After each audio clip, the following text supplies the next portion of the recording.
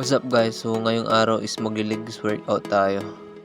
Magdidilim na nung nag-flex tayo yan Kaya medyo blurred yung video. So ito yung una kong ginawa mga ka-protein, squats. Bali ang ginawa ko dito is 2 sets tapos 12 repetition. Ito yung pinaka warm up natin mga ka-protein. Tapos ayan, nag-stretching pala ako niyan bago ako nagbuhat. Tapos tinaas ko pala yung short ko mga ka-protein kasi nahihirapan ako mag-squats. Yung short ko kasi is sumasayad dun sa legs ko kaya hindi ko masyadong mabuka yung legs ko. So ayan, pagkatapos kong gumawa ng 2 sets is dinagdagan natin ng weights. Yan na pala yung pinaka maximum ng weights natin sa squats mga ka-protein kasi hindi na siya pwedeng dagdagan. Ang nagagawa ko lang dito mga ka-protein is 9 repetition. Ito na yung pinaka max mga ka-protein pero hindi ko pa naabot yung 12 repetition dito. Lagi ko lang ang nagagawa is 9 repetition. Parang ngayon, nag-squats ako ngayon mga ka-protein is nagawa ko is 3 sets tapos 9 repetition.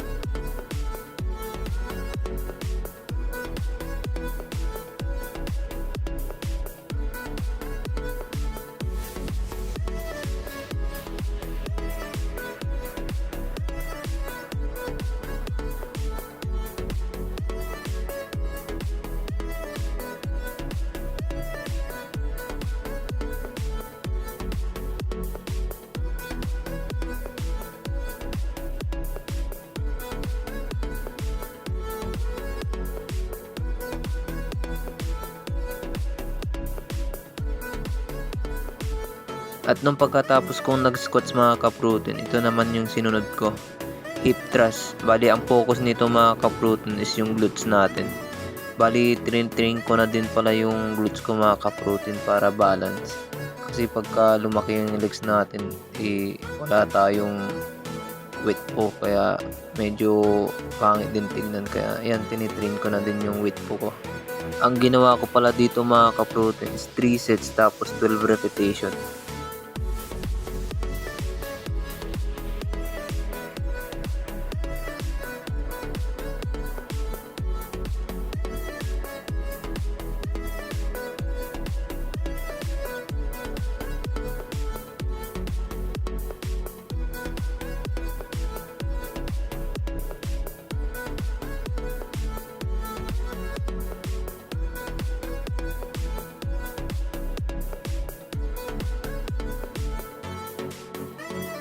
At ito medyo nahihirapan lang tayo pagka tatanggalin na yung barbell.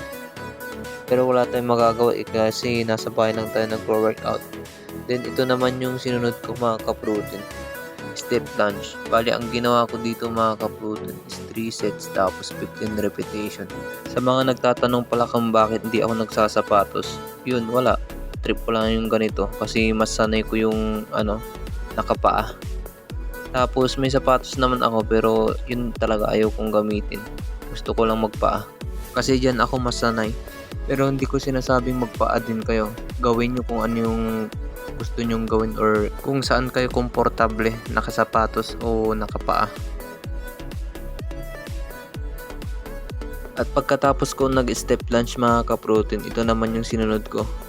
Trinain ko na din yung hamstring ko. Bali ang ginawa ko dito mga ka-protein is 4 sets tapos 12 repetition.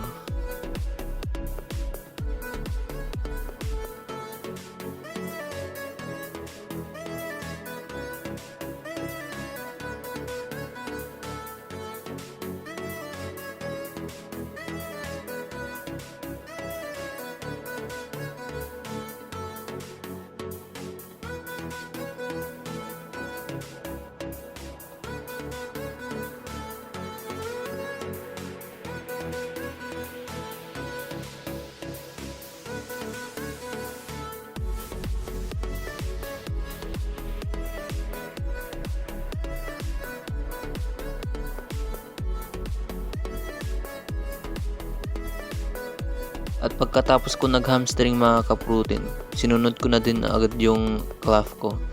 Bali ang ginawa ko dito is 4 sets tapos 15 repetition. Lagi yung ginagawa ko dito is 15 repetition mga ka-protein.